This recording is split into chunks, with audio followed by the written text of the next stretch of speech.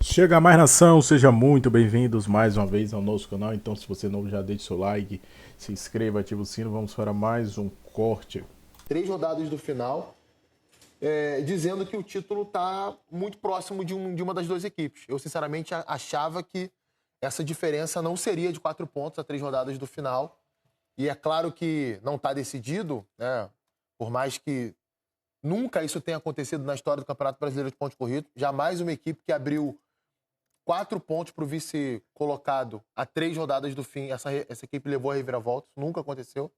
Aconteceu a reviravolta, mas numa distância de pontos menor. Mas está bastante encaminhado, né? É difícil imaginar que o Flamengo vai perder 4 pontos a mais que o Palmeiras nas últimas 3 rodadas do Campeonato Brasileiro. Matematicamente, até o Cruzeiro tem chance. O Cruzeiro, se ganhar os seus 3 jogos e o Flamengo somar 1 ponto, não pode ser mais do que isso. O Flamengo tem que somar 1 ponto.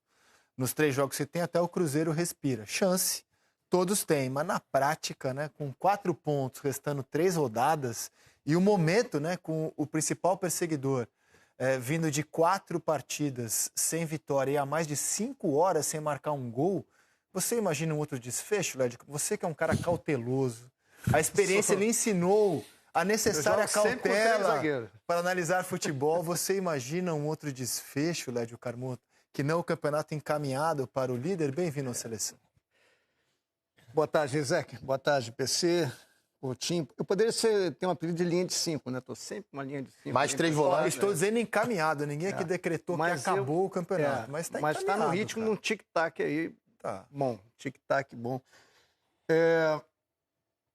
Eu só vou discordar de você no início do programa. Por favor. Mas o Brasil é campeão da Libertadores desde 2019. De clubes a gente reina na América do Sul, total. Sábado a gente vai ter o outro campeão total brasileiro.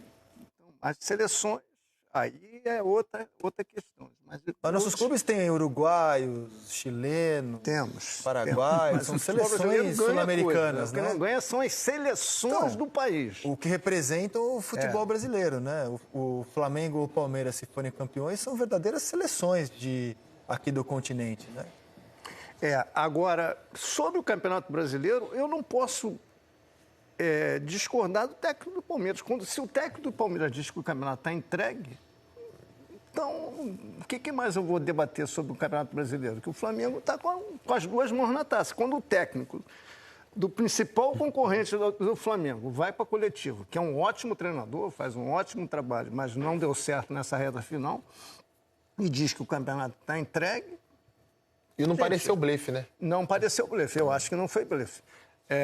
Eu acho que ele está direcionando todas as baterias para a final da Libertadores. Se eu te falar que nos últimos 2 anos ele fez exatamente isso.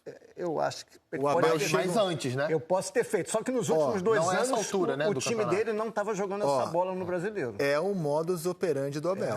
Sim, mas o time dele, nesses últimos anos, não estava jogando o que está jogando agora. Ficou 4 jogos sem vencer, fazendo 1 gol no Mirassol, nenhum no Santos, nenhum no Fluminense, nenhum no Vitória. Então, cara, eu acho que dessa vez, ele não está fazendo jogo de cena, não. Ele está sendo pragmático. Eu tenho um título que está praticamente perdido. Ele disse que está entregue. Ele disse. Não sou eu que estou inventando. Eu não acho que seja jogo de cena, não. Acho que é uma tática, mas já a gente debate sobre isso. E ele vai jogar as baterias todas para ganhar a Libertadores. Exato. Agora, para ganhar a Libertadores, ele vai ter que jogar tudo que ele não jogou nos 4 últimos jogos. Mas eu acho que é exatamente isso. Ele está falando o que falou de forma pensada, visando ao jogo de sábado. Mas já a gente fala mais sobre isso. PC, boa tarde, bem-vindo. Salve, André, Coutinho, Lédio, quem nos acompanha. Independentemente do que está por trás das declarações do Abel, eu prefiro focar naquele que lidera o campeonato e que certamente não vai se deixar contaminar, tem aí uma estratégia do Abel ou não. Eu acho que esse é um aspecto interessante. Olhar para o líder do campeonato e ver os momentos pelos quais passou essa equipe ao longo da temporada. O Flamengo teve períodos de muita estabilidade na temporada, teve períodos de oscilação dentro da temporada.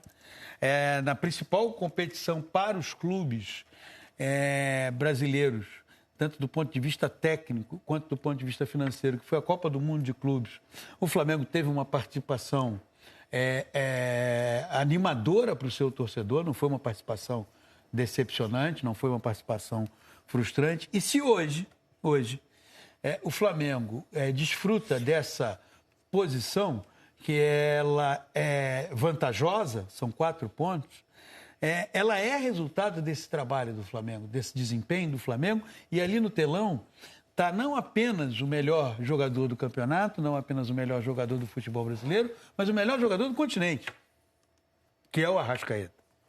Muito caso o Flamengo... Em atividade no continente. Em atividade no continente. Sem dúvida.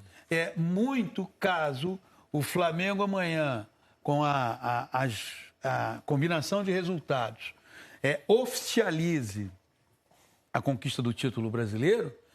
Essa conquista, pode ser amanhã, pode ser depois, mas enfim, ela passa pelo desempenho do Arrascaeta. Talvez esse ano tenha sido o melhor ano do Arrascaeta desde que ele chegou no Flamengo. 40 participações em gol. E assim, isso é que eu acho muito interessante, que é a naturalidade para ser protagonista. Não tem nenhuma dificuldade em ser protagonista. O futebol brasileiro está recheado de jogadores com muita fama, com muita projeção, mas que tem uma enorme dificuldade para ocupar e desempenhar o papel de protagonista. Então, eu acredito que o título, como todos nós aqui, não vou falar nada que soe diferente. O título está muito bem encaminhado para o Flamengo, mas o que eu acho que pode, nessa rodada ou na próxima, oficializar essa conquista é o jeito com que o Flamengo está terminando a temporada. É o jeito com que o Flamengo está nos últimos 100 metros da temporada, a 100 metros do disco final, o Flamengo está indo muito bem. O Flamengo está vencendo com autoridade. Tem oscilação. Teve o jogo contra o Sport, que o Flamengo não teve bem no primeiro tempo. Teve o jogo contra o Fluminense, mas eu já tenho uma visão diferente. Eu acho que o Fluminense teve um desempenho muito consistente. A gente sempre tem que entender que nem sempre esse Flamengo, liderado pelo Arrascaeta, vai jogar bem e que muitas vezes ele pode perder, empatar, muito mais por mérito do adversário. Estava sem o Arrascaeta nesse jogo. E estava sem o Arrascaeta nesse jogo, bem lembrado. Obrigado, Rodrigo. Muito mais por mérito do adversário até do que demérito. Mas acho que, independentemente da declaração do Abel, que nem considerei e a que mais me chamou a atenção no pós-jogo de sábado. No pós-jogo de sábado me chamou muito mais a atenção o que ele falou sobre o Flaco Lopes. Né? Mas isso a gente vai debater daqui a pouco. Mas independentemente da declaração do Abel, primeiro, esse Flamengo não vai se deixar contaminar por isso. Não, esse elenco tem uma... Aí, meu amigo, você tem que olhar e ver assim, mas que elenco, que perfil de elenco o Flamengo formou esse ano? Olha o perfil de elenco que o Flamengo formou esse ano. Você tem um Arrascaeta brilhante, né? Todas as luzes estão ali. Cara, mas você tem Saúl, Jorginho... Danilo, Alexandro, Carrascal, o Pulgar. O Flamengo foi formando um elenco, volto a dizer, vai oscilar, vai perder, porque isso é do futebol. Mas é gente com muita maturidade. É gente... ouvi. E aí? E acho, assim, uma coisa muito impressionante o Flamengo estar nesse momento a 4 pontos do segundo colocado e muito próximo de levantar o caneco, e tendo feito o jogo que fez sábado. Um dos melhores do Flamengo no campeonato, a atuação, né? Muito bem. E do Arrasca também. Que, aliás, eu acho que até eu vinha com uma certa... moderação para abordar o tema, já dá para cravar tranquilamente que ele é o maior estrangeiro da história do futebol brasileiro, né? Não estou dizendo que ele é o melhor tecnicamente. É possível que o Pedro Rocha, que o Dom Elias Figueroa tenham sido jogadores mais especiais do que hoje é o Arrascaeta, pensando em nível internacional. Mas em termos de importância e a longevidade de quantos anos esse cara está entregando... Eu tinha pensado nisso, mas eu creio que sim. Eu acho que não tem mais discussão. Pelo que ele fez aqui no Brasil, né? Eu acho que, pelo Cruzeiro e pelo Flamengo. A gente já teve caras que são muito maiores do que ele na história do futebol internacional. Claro. Que passaram aqui. O Seedorf no Botafogo, por exemplo, é um cara Pedro Rocha é maior do que ele. Né? O próprio Forlan, outro uruguaio que chegou longe com a seleção uruguaia. Só que o que fez aqui no Brasil, em termos de longevidade, A gente não vai falar só do Flamengo, vai falar também que ele fez no Cruzeiro. Claro, ganhou 2 bicampeão da Copa do Brasil. Cruzeiro, fazendo gol na final. Uma delas viajando quase um dia inteiro depois de jogar no Japão. Eu acho que é tranquilo. O André levantou é interessante. Eu acho que é tranquilo. Ele é o... Eu vinha tratando o assunto com muita moderação, porque é difícil cravar essas coisas, né? Porque você vai ter um recorte de tempo, né? Que por exemplo, eu vi o Pedro Rocha jogar no São Paulo. Então, por isso que eu não estou me pegando à qualidade do jogador, assim, quando eu digo não o melhor. Figueroa no Inter, enfim. Agora, eu acho ele que ele não é o melhor, mas ele é o maior estrangeiro em atividade no futebol brasileiro. Talvez seja o melhor também. Gente, é o melhor jogador do continente. Sim. Não é só do... O Arrascaeta é o craque do Campeonato Brasileiro? Sim. Do continente hoje? Isso sim. Quem é o melhor jogador de atividade no Brasil passa a ser automaticamente o melhor jogador de atividade no continente. Então, o Arrascaeta, e já há algum tempo, acho que ele... Cara, enfim, tá jogando muito. Mas voltando, eu queria falar da força mental desse time. Eu só abri um parênteses dos estrangeiros. A gente faz uma tier list, coloca Rincon, Teves, D'Alessandro, Conga, Doval, dezembro e janeiro, Romerito, e eu acho que o Arrascaeta estará... Pro gremista, o De Leon, entendeu? Poxa, o De Leon tem um Perfumo do Cruzeiro, mas eu acho que ele estará... anotar essa Não, vamos fazer, mas ele estará no topo. Não pode esquecer do O Pet, Pet, senão ele vai brigar com a Também é gente. muito importante, mas ele estará no topo. Sorin, Lugano, Dario Pereira e tantos outros. Rodolfo Rodrigues Doval. E tantos outros. Doval, que eu já falei, e tantos outros. Mas ele estará nesse topo. Mas eu queria falar uma coisa porque, como jornalista, assim, fiquei inquieto nessa situação do Palmeiras. Assim, o campeonato parecia encaminhado para o Palmeiras porque tem um clichê de força mental. O time do Abel não vai perder pontos. O Flamengo perde pontos que o Flamengo não perde. Era o clichê em vigência, se não... falado, pensado pela maioria das pessoas. Quando o Flamengo, por exemplo, perdeu do Fortaleza. Né? Era o clichê ali estabelecido. E o Palmeiras, desde o jogo com o Mirassol, com o time completo. Não foi a data FIFA que afetou o duelo com o Mirassol. Ele tinha o time completo ali. Né? Desde aquele duelo, o Palmeiras embicou para baixo. E começou a jogar mal, assim, em relação ao que ele vinha fazendo. O Abel, inclusive, mexeu no esquema, não adiantou. O Palmeiras passou a ser um time previsível, de chuveirinhos. E, assim, de pouca força mesmo, o Fluminense, para mim, jogou melhor do que o Palmeiras no sábado. Pelo menos no primeiro tempo foi muito nítido isso. O Palmeiras foi dominado pelo Mirassol. Ele não mereceu outro resultado que não a derrota para o time do interior paulista. Contra o Santos, ele estava esfacelado na data FIFA. Reclamou de um pênalti, é verdade. Mas aí contra o Vitória em casa, ele também não conseguiu fazer o resultado. E a explicação mais óbvia que vem à mente é esgotamento mental. Né? Você tem uma temporada extenuante, número de jogos absurdo. Teve uma LDU no meio do caminho. Passa por uma Copa do Mundo em que você enfrenta por um mês os times da elite do futebol mundial, uma grande pressão, as turbulências. Acontece que o Flamengo passou pelos mesmos problemas do Palmeiras. Então, se a gente for justificar isso para a queda do Palmeiras, a gente tem que usar isso para aplaudir o Flamengo. Posso citar um Porque terceiro? ele chega nessa reta final com todos esses problemas, extenuado, pressionado, cansado, e consegue fazer sábado uma exibição de gala, coisa que o Palmeiras há um tempo não consegue fazer. Então, assim, se a gente usar desse clichê que eu acho que é razoável usar, faz muito sentido para falar do Palmeiras, vou usá-lo para aplaudir o que o Flamengo fez sábado, nessa reta final de temporada, jogando fino contra o Bragantino. Perfeito, eu estou totalmente de acordo contigo, mas você sabe que eu pensei isso sobre um terceiro time, que, óbvio, a gente está falando da disputa do título, mas eu acho que cabe o parêntese, que é o Fluminense. O Fluminense tem mais jogos na temporada do que o Flamengo e Palmeiras. O Fluminense chegou à semifinal da Copa do Mundo de Clubes, à semifinal da Copa Sul-Americana. Esse time também teve um desgaste emocional muito grande. Óbvio que a cobrança em cima de Flamengo e Palmeiras é constante por alto desempenho o tempo todo, ponta de tabela e, para eles, se não chegar à final da Libertadores, é como se fosse um ano perdido, né? Vamos botar assim para muita gente dessas torcidas. Mas eu acho muito difícil, Rizek, por mais que seja realmente um argumento muito válido, e somente quem está dentro desses clubes pode confirmar ou negar esse tipo de argumento, mas é difícil, cara, é difícil da gente ter uma noção exata de que é exatamente isso que está acontecendo. Sobre o Palmeiras, né? Eu acho que o melhor jogo que o Palmeiras fez recentemente foi justamente que ele estava mais desfalcado, contra o Santos na Vila. Se você pega ali o segundo tempo, que é quando o Abel faz algumas mexidas, troca o esquema do time, o Michael vai jogar de lateral esquerdo, por exemplo. Sequência negativa. Dessa sequência. O Palmeiras poderia até ter vencido aquele jogo. Concordo com você. Não foi bom, mas foi o melhor. Eu acho que o que ele esteve mais próximo da vitória foi contra o Vitória. Pelo volume. Pelo volume. Sim, foi o que ele criou mais. Mas foi pouca criatividade, não né? acho. Foi o volume na base da mais técnica e da próximo da imposição. vitória contra o Santos do que contra o Vitória. Pode ser. É o único jogo nessa sequência em que o Palmeiras conseguiu mais finalização que o adversário. Mas tudo bem, isso não é um parâmetro. A questão é a seguinte, você pode usar o critério que você quiser para medir Flamengo e Palmeiras. Então a gente falou aqui da força mental, da pressão.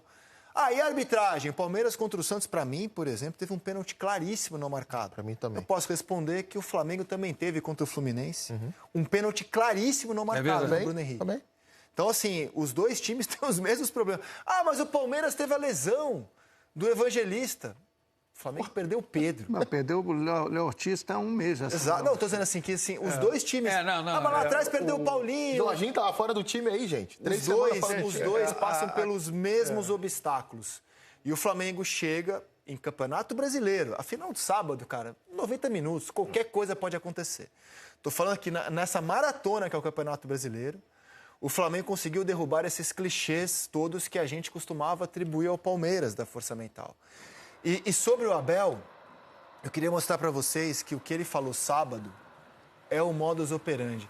Assim que acaba o jogo e a gente começa a escutar o Abel, imediatamente um filme passa na minha cabeça, que é o discurso que ele teve quando o Botafogo estava com a mão na taça em 23 e ele começa a dizer que o campeonato já tinha acabado. E parecia que tinha acabado mesmo. Então, quando teve a reviravolta, ele foi tratado como um gênio, usou aquilo para desestabilizar o adversário. Quero mostrar para vocês esse modus operandi da comissão técnica do Palmeiras de passar a pressão para o outro lado. Vamos relembrar, porque relembrar aqui é viver. Até hoje lutámos pelo título e perdemos-lo. Não é eu perdi, perdemos-lo como equipa. O campeonato está entregue e na altura certa iremos falar aquilo que foi este campeonato brasileiro. Não conseguimos dar os parabéns ao nosso adversário e sim, o nosso adversário tem uma excelente vantagem para poder ser campeão. A vantagem e a bola está toda no Botafogo. Está com tudo para ser campeão. Já anda, como disse, há 4 anos a investir para isto, para ser campeão, sem dúvida nenhuma. Parabéns ao nosso adversário, que neste momento tem tudo para poder ser campeão. Está fora da Copa, só tem que se preocupar com o Brasileirão. O Botafogo tem uma margem super confortável para perder jogos e ainda continuar na frente. Não altera nada daquilo que eu disse em relação ao Botafogo. Acho que tem tudo para ser campeões este ano. E é a única equipa que depende deles para ser campeão. É a única. Portanto, tem essa vantagem e isso eu não vou alterar. Mas ano passado, certo, não. Não, nem sempre dá certo. Estou dizendo que é o modo... Quer dizer, nem sempre dá certo. Eu não acho que o Botafogo amarelou por causa da fala do Abel. Não, claro que não. Claro, óbvio que não. O Botafogo amarelou pelos problemas que ele teve ali. E podemos fazer uma distinção, né? Mas é o modus operandi. Sim, é o modus operandi. É o modus operandi. Agora, isso eu vi que teve... Tudo gera um debate, às vezes mais bate-boca do que debate.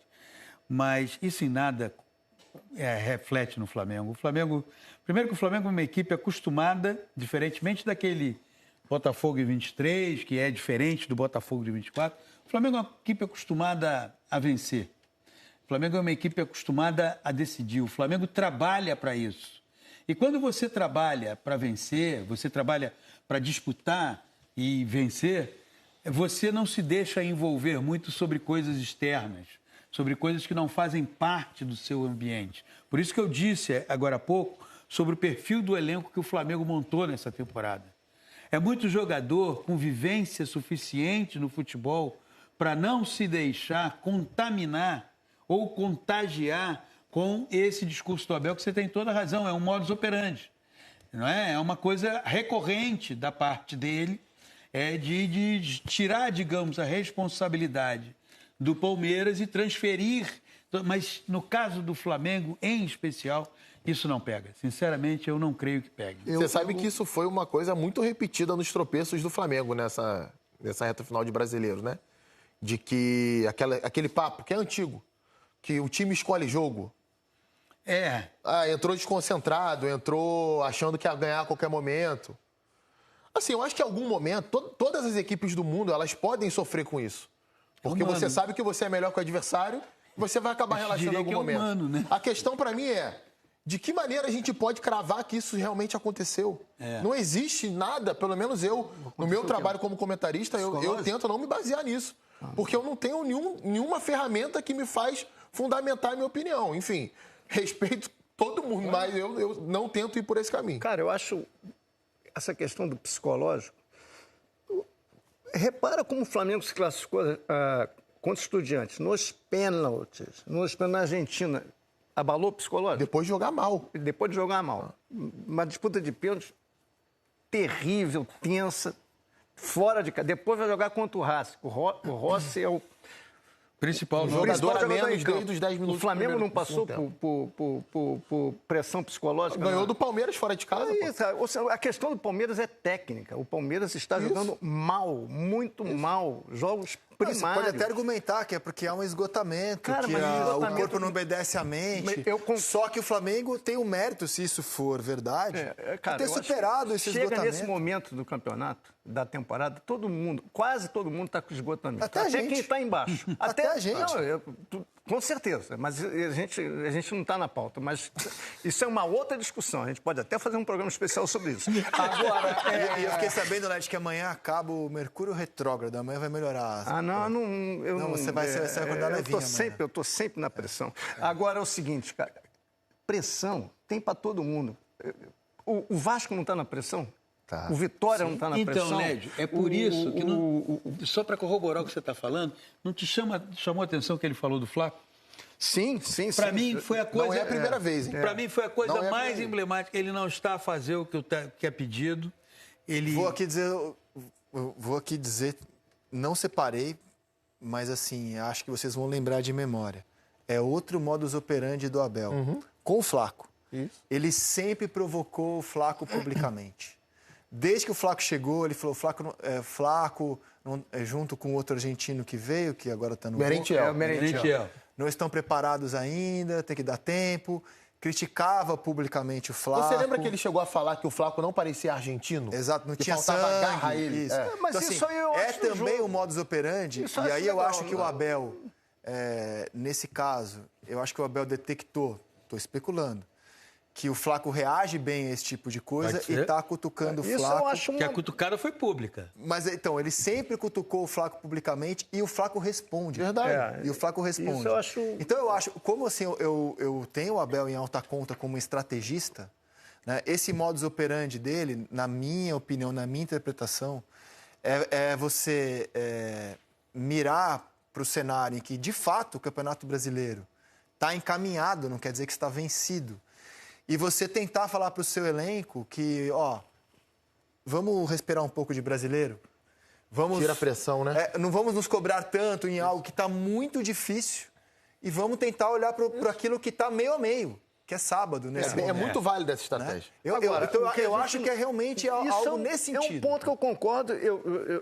Por nós termos o respeito que a gente tem pelo Abel, pelo trabalho que ele fez e pelo respeito que a gente tem pelo Palmeiras como instituição, como um time vencedor nesse ciclo, e é muito vencedor, é que a gente fica espantado com o nível baixo dos últimos jogos do Palmeiras, entendeu? É baixíssimo. Sim, a atuação, baixíssimo. A gente está elogiando uma atuação do Palmeiras contra o Santos que foi ruim. Sim. E a gente está dizendo que foi a melhor.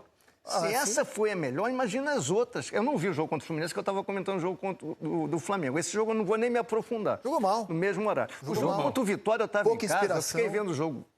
Vi os 90 minutos, mais os acréscimos.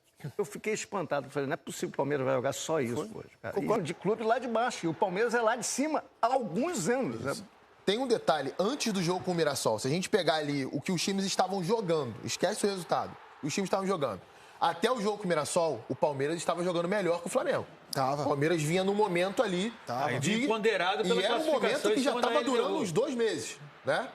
O único jogo ruim nesse período foi o jogo da LDU lá em Quito, que a gente faz as ressalvas necessárias por conta da altitude que muita gente sofre lá. Que depois teve uma capacidade de recuperação aqui que foi impressionante. Mas, mesmo ele jogando assim, o Flamengo nunca deixou ele abrir muito. Por causa disso que você falou. Porque o Flamengo... Mesmo quando não está no seu melhor, o Flamengo consegue ser superior e vencer jogos. Ou, no mínimo, não ser derrotado. Então, isso para mim é um baita de um indício, primeiro, de um grande trabalho e, segundo, daquilo que o Paulo estava falando. De um time que, nos momentos de maior adversidade, de maior sufoco, ele encontra as soluções para sair vencedor, porque tem jogadores com esse estofo. E que era um clichê sempre atribuído ao Palmeiras, o time que supera as adversidades, que sabe de onde tirar, o treinador que tem o elenco na mão, e aí, que acha soluções. É óbvio que tem muito sucesso. Corinthians, Copa do Brasil. É claro que tem muito sucesso, tem muita coisa positiva. Mas isso se criou um mito, né? Uma situação que, não, esse Palmeiras, dentro de casa, ele vai ganhar de todo mundo. É isso aí, nação. Ficamos por aqui, galera. E esse foi mais um corte trazendo para vocês informação do Flamengo. O Mengão disparou aí, líder isolado na competição. O Campeonato Brasileiro agora está com 4 pontos na frente do vice colocado, o Palmeiras. Então, chegou aqui até o final, gostou do nosso conteúdo, quer nos ajudar sempre a trazer análise diária para vocês sobre o Mengão, deixa aquele like, se inscreva, ative o sino e sempre compartilhe nossos vídeos com seus amigos. Ficamos por aqui e até o próximo vídeo.